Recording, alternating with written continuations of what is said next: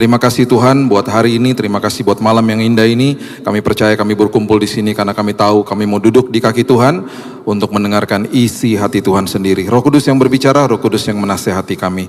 Di dalam nama Tuhan Yesus kami berdoa, kita sama-sama katakan amin, amin, amin. Silakan duduk. Shalom. Oke, kita buka sama-sama di Yohanes pasal yang ke-20 ayat 29. Yohanes 20 ayat 29. Firman Tuhan mengatakan begini, kata Yesus kepadanya, karena engkau telah melihat aku, maka engkau percaya. Berbahagialah mereka yang tidak melihat namun percaya. Saya udah pernah bahas ayat ini, dan ini adalah sebuah ayat dasar daripada sebuah komitmen yang patut kita lakukan hari lepas hari. Apa intisari dari komitmen manusia kepada Tuhan? Apa intisari dari hidup kita? Nanti hari Minggu kita akan bahas tentang arti daripada terang Tuhan yang ditempatkan di dalam kita. Itu dahsyatnya luar biasa. Terang itu nggak bisa dipadamkan kecuali kita yang padamkan. Dan terang itu luar biasa. Dan terang itu apa perbedaannya terang di perjanjian lama dan terang di perjanjian baru? Apa artinya terang yang ada di dalam kita? Dan apakah artinya ketika terang itu berkuasa atas bumi yang gelap ini dan lain sebagainya. Nanti kita sambung di hari Minggu. Nah, dasar daripada sebuah komitmen kita kepada Tuhan. Kenapa saya katakan komitmen? Karena intisari daripada kehidupan kekristenan kita itu gak bisa hanya sekedar mengenal yang namanya Tuhan saja. Karena kita bisa kenal Tuhan cuma dari orang lain dan kita bilang kita kenal. Atau kita kenal dia dengan paradigma yang salah mungkin, atau kita kenal dia dengan apa maunya kita, dengan keinginan kita sendiri, dan kita kenal Tuhan itu kita punya perspektifnya pasti beda-beda. Ada yang benar dan ada yang salah. Nah itu sebabnya Yesus selalu katakan bukan sekedar mengenal dia, dia selalu katakan ikut aku, follow me. Itu yang paling benar, itu yang paling luar biasa. Ikut dia itu berarti komitmen untuk ikut dia. Ikut dia itu berarti belajar. Ikut dia berarti setiap hari menggapai isi hatinya. Itu ikut dia, itu follow him.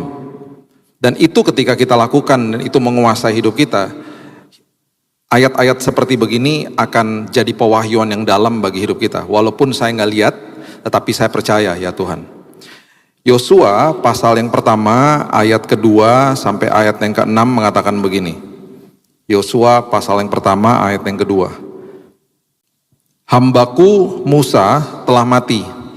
Sebab itu bersiaplah sekarang, seberangilah sungai Yordan ini, engkau dan seluruh bangsa ini menuju negeri yang akan kuberikan kepada mereka, kepada orang Israel itu.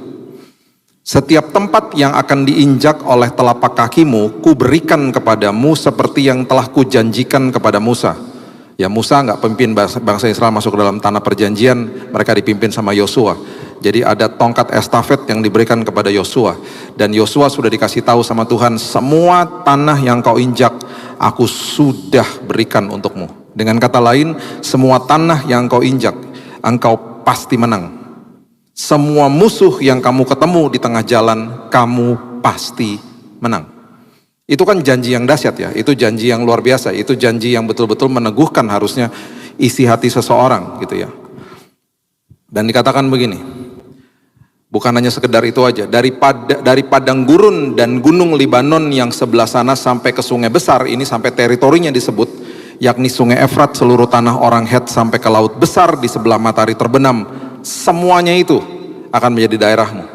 Jadi sebelum berangkat aja dia udah diberikan kemenangan sama Tuhan. Ini metafor dari kehidupan kita hari ini sebenarnya. Kalau kita berdoa, kita sebenarnya sudah berdoa dari posisi yang sudah menang, karena Kristus sudah katakan selesai di kayu salib.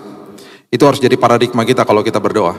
Saya udah menang, saya terima kasih Tuhan, saya udah terima kesembuhan, saya sudah terima pemulihan. Saya berdoa dari posisi yang menang. Ada terang Tuhan di dalam saya, terang itu mengalahkan kegelapan. Itu adalah berdoa dengan sebuah kepercayaan dan iman, dan kita melihat sesuatu yang belum terlihat dan kita sudah nyatakan dalam hidup kita. Nah ini dia nih, dikatakan begini, seorang pun tidak akan dapat bertahan menghadapi engkau seumur hidupmu. Ini luar biasa janjinya kepada Yosua. Seperti aku menyertai Musa, demikianlah aku akan menyertai engkau. Aku tidak akan membiarkan engkau dan tidak akan meninggalkan engkau. Saya waktu selesai pengobatan dan saya selesai dari rumah sakit setelah kena kanker 2019, saya di kamar saya.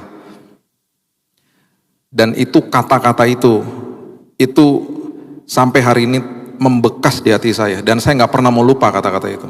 Seringkali Tuhan berbicara di dalam kondisi atau suasana yang agak-agak aneh kalau dalam hidup saya. Seringkali mungkin di kamar mandi, lagi mandi. Ini lagi duduk, lagi jongkok, lagi masukin baju ke lemari. Saya di rumah itu, kalau ada keranjang dari mbak di rumah yang baju-baju bersih gitu ya, saya sama istri saya, pasti duluan saya yang bersihin. Pasti dia kalah deh, pasti lebih sering saya deh yang bersihin baju. Masukin baju ke lemari dia, ke lemari anak saya duluan biasanya. Karena saya lebih cepat dalam hal kayak begitu.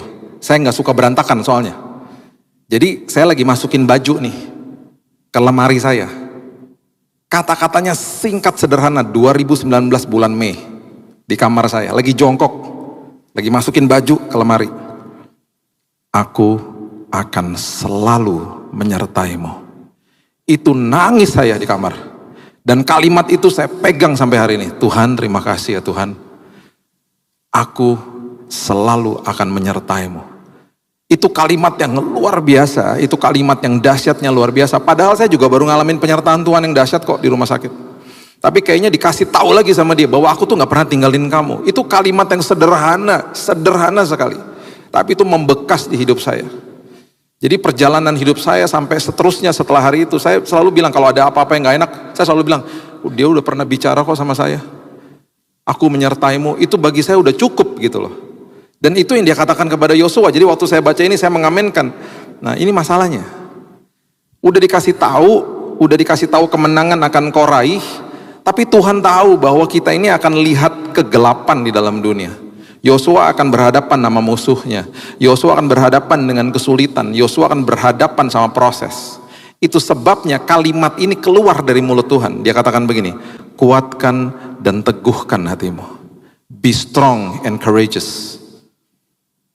Dan kalimat ini, kuatkan dan teguhkan, itu diulang di Yosua 1 sampai 4 kali sama Tuhan. 4 kali loh. Itu dikatakan kuatkan dan teguhkan setelah janji Tuhan diberikan. Jadi waktu janji Tuhan diberikan kepada saya, aku akan sertai hidupmu. Tetap aja apakah saya akan bebas dari yang namanya rasa takut? Gak juga, manusia kok. Ngelihat sesuatu yang gak enak dalam hidup ini, pasti timbul rasa takut. Dan itu yang saya selalu katakan, takut normal, ketakutan gak boleh orang Kristen. Jangan hidup di dalam ketakutan. Reaksi pertama, takut. Responnya gak boleh ketakutan. Reaksi itu normal, reaksi itu emosi, reaksi di awal. Respon adalah sebuah tindakan atau perkataan yang sudah terkalkulasi, sudah dipikirkan. Jadi responnya setelah itu jangan sampai hidup di dalam ketakutan. Responnya adalah setelah itu mengamenkan janji Tuhan. Jadi reaksi takut itu normal. Jangan sampai responnya ketakutan, gitu loh. Kuatkan dan teguhkan hatimu, sebab engkaulah yang akan memimpin bangsa ini, memiliki negeri yang kujanjikan dengan bersumpah kepada nenek moyang mereka untuk diberikan kepada mereka. 4 kali loh. Karena dia tahu, walaupun sudah ada janji Tuhan, kita akan tetap berhadapan sama masalah, dan orientasi mata jasmani kita itu selalu mempengaruhi kita. Apa yang kita lihat, kegelapan yang kita lihat, yang kita serap, itu selalu mempengaruhi kita. Itu sebabnya mata dan telinga adalah pintu gerbang hati. Pintu gerbang hati kalau nggak dijaga, rusak dalamnya. Nanti kita dalami hari Minggu. Nah seringkali di dalam hidup kita, itu yang mengelabui hidup kita, karena kita dibohongin sama iblis apa yang kita lihat dengan mata jasmani. Itu sebabnya Tuhan kasih tahu peristiwa itu kepada Yosua, kuatkan dan teguhkan hatimu. Semua firman, semua yang aku sudah berikan kepadamu, kuatkan dan teguhkan hatimu. Coba sekarang kita buka Markus pasal yang ketiga, ayat yang ke-7 sampai ayat yang ke-12. Markus pasal yang ketiga, ayat 7 sampai ayat yang ke-12. Firman Tuhan bilang begini. Kemudian Yesus dengan murid-muridnya menyingkir ke danau, Dan banyak orang dari Galilea mengikutinya, juga dari Yudea, dari Yerusalem, dari Idumea, dari seberang Yordan, dari daerah Tirus, Sidon, datang banyak orang-orang kepadanya. Ini daerah utara, ya Bapak Ibu kalau pernah ke sana, ini daerah utara, Sidon semua utara. Sesudah mereka mendengar segala yang dilakukannya loh. Ini yang saya bilang, banyak orang mengenal Yesus dengan berdasarkan apa yang dilakukannya pada saat itu. Apa yang dilakukan? Mujizat lah. Mujizat. Kita mungkin kenal dia dari orang lain, ada orang yang ngasih tahu kita, atau kita dengar, atau kita kenal Tuhan Yesus itu dari khotbah-khotbah saja. Kita nggak pernah tekuni baca Alkitab, cuman dari katanya-katanya dari atas mimbar. Kita cuman menyerapnya itu aja mungkin. Kemudian ia menyuruh murid-muridnya, ayat 9, menyediakan sebuah perahu baginya karena orang banyak itu supaya mereka jangan sampai menghimpitnya. Jadi biasanya kalau orang udah banyak saat itu, dia biasanya naik ke perahu dan seringkali dia justru berkhotbah dari atas perahu supaya nggak terlalu desak-desakan bagi dia dan murid-muridnya. Sebab ia menyembuhkan banyak orang sehingga semua penderita penyakit berdesak-desakan kepadanya hendak menjamahnya. Saya kalau berdoa bagi orang sakit, saya nggak pernah langsung berbicara sama dia tentang kesembuhannya. Saya selalu bicara sama siapapun yang saya doakan. Ayo kita berubah ya. Bapak Ibu, kalau ada kepahitan, kalau ada kebutuhan yang belum beres, beresin dulu. Jangan kejar-kejar kesembuhannya. Kejar kebutuhanmu. Keinginanmu mau sembuh. Tetapi kebutuhan yang paling penting adalah bereskan hatimu dulu. Karena kesembuhan Tuhan tinggal balik tangan. Sembuh. Tetapi yang namanya perubahan karakter memerlukan respon dari kita. Jadi ini orang-orang, mereka hanya mengenal Tuhan dari mujizatnya. Itu sebabnya mereka berdesak-desakan, mereka semuanya pengen jamah dia doang kok. Pengen sembuh aja.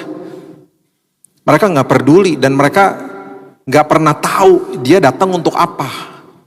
Mereka nggak tahu kenapa Yesus ada. Mereka nggak tahu alasannya kenapa dia akan mati di kayu salib. Oh, mereka nggak peduli sama gitu-gituannya. Mereka cuma mau sembuh aja. Itu kategori orang yang hanya kenal sama Tuhan. Makanya Yesus selalu bilang apa? Follow me, ikut aku. Nah ini terbukti di ayat 11 dan 12. Saya jelasin, ayat 11 dan 12 itu ngomong begini.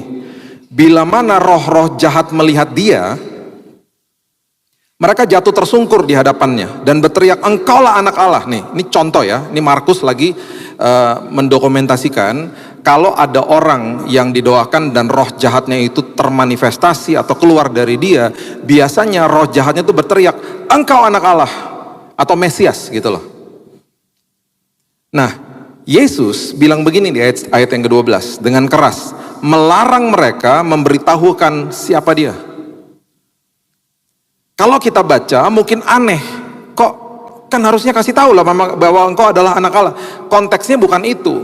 Betul, dia mau supaya mereka itu ngerti bahwa dia itu anak Allah. Dia adalah Mesias yang hadir. Yang dia tidak mau membuat kericuhan pada saat itu adalah karena narasi yang dipercaya orang-orang saat itu, dia adalah Mesias yang hadir dan dia akan membebaskan orang-orang Yahudi yang tertindas secara politik oleh kerajaan Romawi. Makanya waktu dia masuk ke Yerusalem sebelum dia disalib, ketika orang teriakan Hosana Hosana, itu artinya save us, selamatkan kami.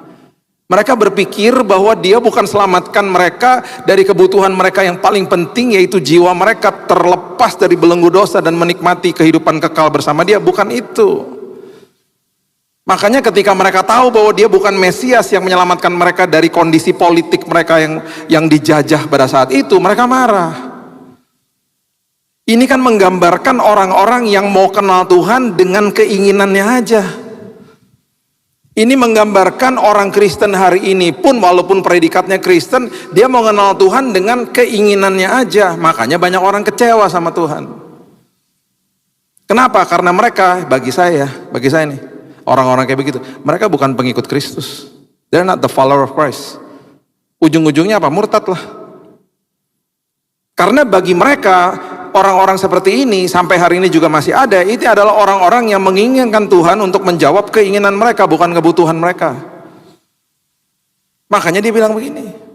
Paling tidak sekarang Bapak Ibu mengerti lah kalau baca ayat ini. Ketika dia bilang, jangan kasih tahu siapa-siapa. Karena konteksnya begitu, mereka mengertinya tuh dia adalah pembebas mereka dari penjajahan Romawi gitu loh. Mereka nggak peduli dia datang buat siapa, alasan dia mati kayu salib nantinya, dia nggak peduli. Mereka nggak nangkep itunya gitu loh. Nah itu sebabnya ya, sebelum saya kasih tahu tentang arti daripada komitmen, kita nih punya pertanyaan loh dalam hidup kita. Dan kalau kita tidak ikut Yesus, kalau kita hanya sekedar kenal, kita nggak akan ngerti 5 pertanyaan ini. Ada 5 pertanyaan yang tanpa kita sadari, kita tanya sama diri kita sendiri. Tanpa kita sadari loh. Oke lah, mungkin ada yang sadar, tapi kebanyakan pasti nggak sadar. Dan itu sebabnya banyak orang akhirnya mencari kebenaran di mana-mana. Pragmatisme, hedonisme, relativisme, pluralisme, dicari-cari. Itu adalah isme-isme kayak begitu-begitu sekarang. Karena nggak ngerti kebenaran yang hakiki, kebenaran yang betul-betul sempurna, kebenaran yang sesungguhnya. Jadi yang mereka cari adalah akhirnya kehidupan ini mau ngapain? Nah 5 pertanyaan tuh dasarnya gini. Siapa sih saya? Apa sih identitas saya? Banyak orang nggak ngerti itu, mereka pikir identitasnya berdasarkan harta, jabatan, status, ketenaran, dan uang. Kalau saya punya itu, kalau saya memiliki jabatan ini, kalau saya tenar, kalau saya ini, itu identitas saya. Bukan. Dia nggak ngerti bahwa dia itu segambar dan serupa seperti itu. Itu dasarnya dia nggak ngerti. Kalau saya segambar dan serupa, berarti apa yang Kristus lakukan, aku sanggup melakukan dengan kekuatan dia di dalamku. Itu dasar loh, dasar identitas. Orang yang ngerti identitas dalam Tuhan, dia nggak akan gengsi hidupnya. Dia nggak akan banding-bandingkan hidupnya sama orang lain. Dia tidak akan minder. Kenapa saya katakan minder? Karena banyak orang memberitahu siapa diri kita. Saya mau beritahu ini kepada kita semuanya, itu hanya opini mereka, itu bukan identitas kita. Identitas kita yang sebenarnya adalah yang apa Alkitab katakan tentang kita. Engkau adalah lebih daripada pemenang. Itu identitas kita yang benar. Jadi kalau kita growing up, ada orang yang pernah ngelukai kita, ngebully kita. Mungkin orang tua kita yang bilangin kita bego, kita nggak layak lah, kita orangnya lambat lah, lemot lah, apalah itu misalnya. Keluarga kita lah misalnya, itu hanya opini. Ampuni mereka. Mungkin kita terluka, betul. Mungkin sampai kita kepahitan karena verbal abuse. Ya udahlah, itu hanya opini. Kita harus tahu hari ini itu hanya opini. Identitas saya bukan itu. Identitas saya adalah Imamat Rajani. Saya adalah orang yang lebih daripada pemenang. Saya sudah dibenarkan di dalam Kristus Yesus. Siapa saya? Itu pertanyaan harus dijawab loh. Kalau enggak kita bablas akhirnya. Pertanyaan kedua, dari mana saya? Saya ini berasal dari mana ya? Dari kandungan ibu saya dari kota Surabaya. Saya berasal dari keluarga ini, itu dan lain. Oke, itu secara fisikal, secara lahiriah. Lebih daripada itu Tuhan bilang apa? Engkau bukan berasal dari bumi. Itu sebabnya dunia akan membencimu. Kita harus paham bahwa saya ini dikirim, ditugaskan dari kerajaan surga. Makanya firman Tuhan bilang, kalau you are the ambassador, kamu adalah perwakilan, kamu adalah ambasador, duta besar kerajaan surga yang dikirim, dan kamu ada masa tugasnya di dalam bumi ini. Jangan banding-bandingkan, kamu mungkin merasa bahwa, aduh, aku harusnya lahir di keluarga itu aja. Kok lebih asik ya keluarga yang itu? Nggak gitu. Semua kita punya tugasnya, punya sesuatu panggilan dalam hidup itu. Jadi Tuhan nggak asal aja taruh kita di keluarga ini dan lain sebagainya. Tapi Tuhan, keluarganya tuh nggak bener loh Tuhan. Tuhan nggak pernah salah, yang salah manusianya. Dan itu sebabnya tetaplah berkilau dimanapun Tuhan tempatkan kita. Kalau kita ngerti identitas, kita ngerti saya ini datang dari mana. Tuhan hanya pakai orang tua saya untuk menjadi alat melahirkan saya ke dalam bumi ini. Tapi saya bukan berasal dari bumi ini, saya dari kerajaan sorga. Pertanyaan ketiga, kenapa saya ada di sini? Kita kalau nggak bisa jawab itu, kita hanya orang cuman nge-flow aja, melakukan rutinitas setiap hari, stres akhirnya. Itu yang saya bilang, orang akhirnya masuk ke dalam pekerjaan di hari Senin, mereka katakan I hate Monday. Karena nggak ngerti fungsinya. Kenapa saya ada di sini? Oh, kita bisa bongkar Kejadian 2 ayat 5 misalnya. Itu adalah ayat pertama kali yang dikasih tahu sama manusia bahwa manusia itu tidak pernah dikasih organisasi gereja. Yang dikasih adalah lapangan pekerjaan, marketplace. Belum ada semak, belum ada tumbuhan, karena belum ada hujan. Kenapa? Karena belum ada orang yang mengelolanya. Dikasih tempat pekerjaan. Berarti semua yang kita sedang lakukan hari ini nggak kebetulan. Tuhan tempatkan kita di situ di musim ini. Dan nanti ada musim yang baru lagi. Tuhan lagi bawa ke dalam sebuah perjalanan yang indah. Itu harus dijawab pertanyaan itu. Mengapa saya ada di sini? Kemudian pertanyaan yang berikutnya yang keempat. Saya bisa apa? Itu juga harus dijawab. Kita diberikan talenta, kreativitas, kepribadian, ya, dan karunia yang berbeda-beda. Kepribadian kita aja kalau di dominan, intim, stabil, cermatnya dites aja beda-beda. Nah, Tuhan tuh adil. Dia sudah kasih tujuan dalam hidup kita masing-masing untuk kita lakukan. Dia kasih modalnya di dalam kita. Dia kasih kepribadian yang tepat, dia kasih gairahnya supaya kita ke situ. Makanya Nehemia, dia juru minumnya Raja Artasasta di Persia. Dia orang Yahudi. Dia ekspatriat toh. Hidupnya nyaman, enak, gaji tinggi, kerja sama raja kok. Tiba-tiba satu hari dia alih profesi. Dapat panggilan Tuhan yang sesungguhnya. Dia pindah dari zona nyaman ke zona kekuatan. Dia bilang begini sama raja, aku dapat panggilan Tuhan, aku harus bangun tembok Yerusalem yang sudah bertahun-tahun hancur. Dan kota saya ini dilecehkan sama musuh. Dia pulang akhirnya. Bayangin dari F&B jadi teknik sipil loh. Ternyata dia disitulah panggilan hidupnya dia. Dia paham, oh ini panggilan hidupku. Dan orang yang masuk ke dalam zona kekuatan, dia paham, dia menemukan kekuatan dirinya. Saya suka sama pemain-pemain basket yang selalu bilang gini, this is my craft. Saya kalau lihat interviewnya LeBron James, mereka selalu bilang, I'm working on my craft. Saya sedang kerjakan apa panggilan hidupku. Yang saya jago tuh main basket. Saya latihan supaya saya makin tajam permainan saya. Saya suka dengan kalimat itu. Kita semuanya punya kehebatan masing-masing. Saya bisa apa? Semua kita bisa sesuatu. Dan pertanyaan yang kelima adalah, saya mau kemana habis ini? Firman Tuhan udah kasih tahu dengan jelas, kekekalan sudah menanti bagi kita. Kita di sini hanya ditugaskan dalam masa tugas yang Mazmur 90 katakan 70 kalau kuat 80 tahun. Bahkan kadang-kadang ada yang sebelum itu tugasnya sudah selesai. Ini 5 pertanyaan yang patut kita jawab dan patut kita mengerti tentang diri kita sendiri. Kalau kita ngerti itu kita merdeka. Kalau kita ikut Yesus, bukan sekedar kenal loh, ikut Yesus, kita bisa jawab pertanyaan ini.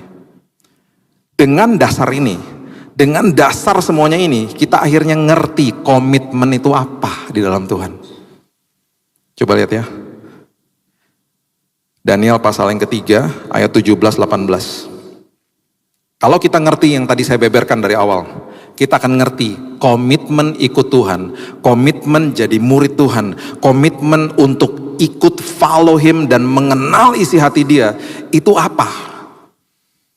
Ini Hanaya, Misael, dan Azaria, atau yang kita kenal dengan Sadrak, Mesak, dan Abednego, diperhadapkan dengan tungku api yang didirikan sama Raja Nebukadnezar, sebuah patung yang sangat besar dan mereka semua harus menyembah. Kalau enggak dibuang ke tungku api. Perhatikan kalimat-kalimat ini. Kalimat pengenalan sama Tuhan dan kalimat orang yang ikut Tuhan. Itu beda. Dan itu dalam dan itu luar biasa. Mereka bilang begini.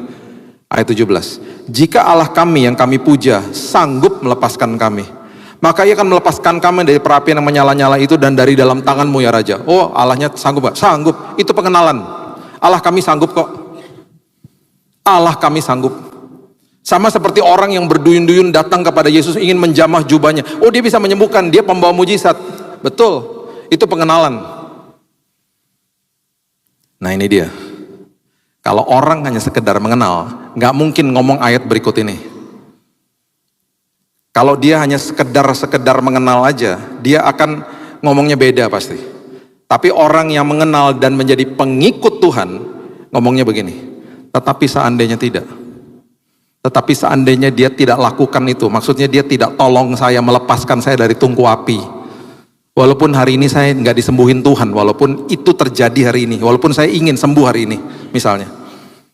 Hendaklah Tuanku mengetahui ya Raja, bahwa kami tidak akan memuja dewa Tuanku, dan kami tidak akan menyembah patung emas yang Tuanku dirikan itu. Itu adalah kalimat orang yang mengikut Tuhan, bukan sekedar kenal Tuhan. Orang yang menjadi pengikut Kristus adalah orang yang komitmennya tidak memberikan standar atau kondisi kepada Tuhan. Sama seperti mereka, gak ada kondisinya. Apapun yang terjadi, aku tetap taat. Apapun yang terjadi, aku tetap komit. Karena dia udah bisa menjawab 5 pertanyaan yang tadi saya katakan. Saya tahu siapa saya. Saya tahu dari mana saya berasal. Saya tahu kenapa saya ada di bumi ini. Saya tahu saya bisa apa. Talenta apa yang Tuhan berikan. Dan saya tahu kemana ujung hidupku nantinya. Oh, itu pengikut Kristus. Makanya mereka ngomong begitu. Mereka mana tahu tungku api itu sudah menanti malaikat Tuhan yang akan berdiri bersama-sama dengan mereka, dan tidak ada sehelai dari jubah mereka yang terbakar. Mereka mana tahu. Kita di sekolah minggu dulu nonton ini atau lihat ini di visualnya, kita udah tahu cerita ujungnya. Mereka mana tahu. Yang mereka lihat di depan tungku api, orang-orang prajurit pada mati kok, karena mereka disuruh panasin tuh tungku api. Kalau mereka hanya kenal saja kepada Tuhan, kami tahu Tuhan, kami sanggup, dan ketika mereka udah mau masuk dan Tuhan gak tolong juga, mereka bisa murtad di situ. Udah guys, kita udah nyembah aja deh berhala, ntar habis itu kita minta ampun sama Tuhan. Udah gitu aja lah gitu. Itu orang yang kenal Tuhan cuman begitu aja. Oh, mereka gak peduli. Mereka ya bayangin ya, mereka akan dibakar hidup-hidup loh di dalam. Sebuah hukuman mati yang tidak manusiawi. Makanya hukuman mati kan ditembak, tembaknya harus di sini. Dalam sepersekian detik harus mati orangnya. Di aimingnya itu kalau tembak mati, regu tembak mati harus nembaknya ke jantung. Di Amerika lebih manusiawi lagi, itu dikasih lethal injection, kayak orang dibius aja terus hilang. Ini nggak manusiawi, bakar hidup-hidup. Pengikut Kristus akan selalu katakan apapun yang terjadi, Tuhan itu baik. Saya punya teman selesai siap-siap buat pelayanan di hari Sabtu. Dia anak seorang hamba Tuhan. Dia dengan istrinya pulang ke rumah dengan anak yang masih kecil. Di hari Sabtu. Dia masuk ke rumahnya. Dan ternyata gasnya bocor di rumahnya. Rumahnya meledak. Istrinya meninggal. Dan ketika saya jumpa dengan dia sama anaknya selamat, luka bakar di tangannya.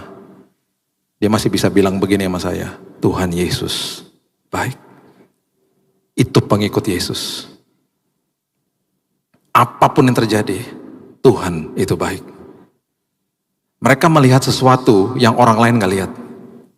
Mereka lihat kekekalan, mereka lihat sesuatu yang orang lain tidak lihat. Itu pengikut Yesus. Saya punya teman telepon saya, istrinya baru dipanggil pulang sama Tuhan. Mereka masih 35 dan 34 tahun, anaknya masih 2 tahun. Anaknya masih 1 tahun, mereka baru menikah 2 tahun. Di jam 5:30 pagi, suaminya telepon saya. Kak, istriku udah dipanggil pulang barusan. Mereka udah kayak adik-adik saya.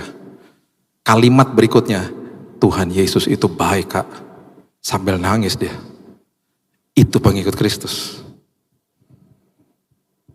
Coba tanya sama diri kita hari ini.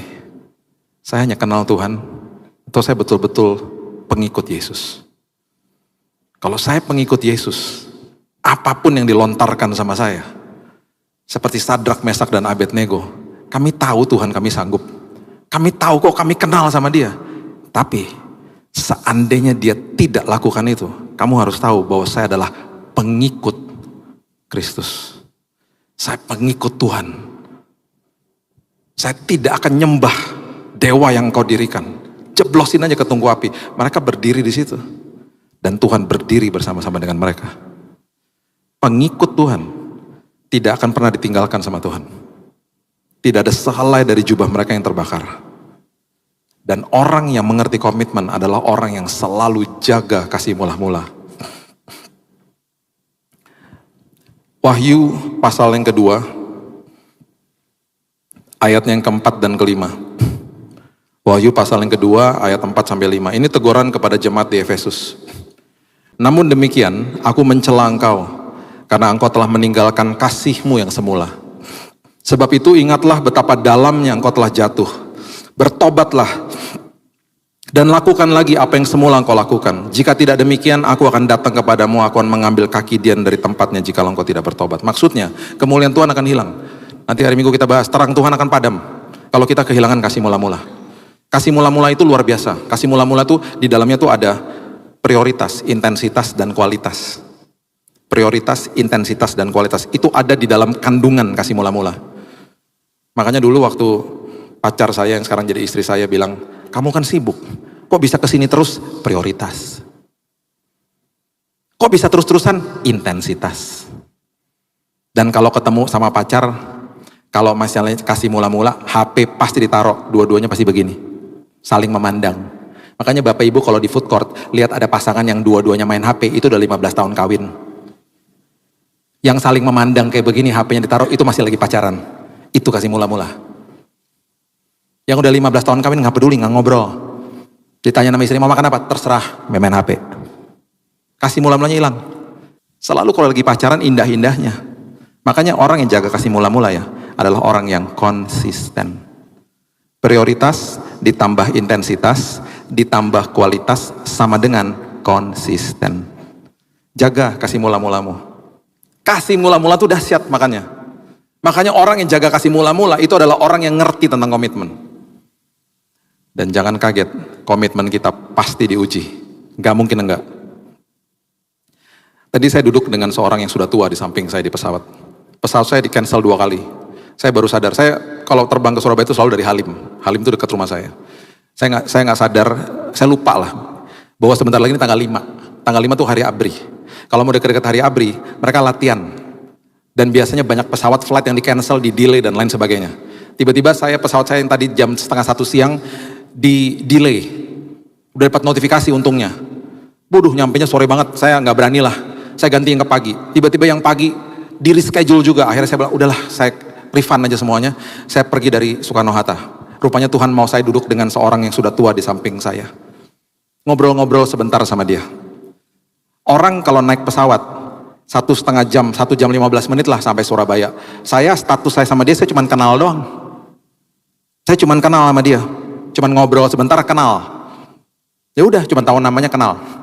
Bayangin kalau saya jalan kaki sama dia dari Jakarta Surabaya, cuman bawa ransel misalnya, tinggal di tenda yang tadinya 1,5 jam atau 1 jam 15 menit udah nyampe, ini misalnya sebulan baru nyampe Surabaya, jalan kaki soalnya, lewat Pantura gitu.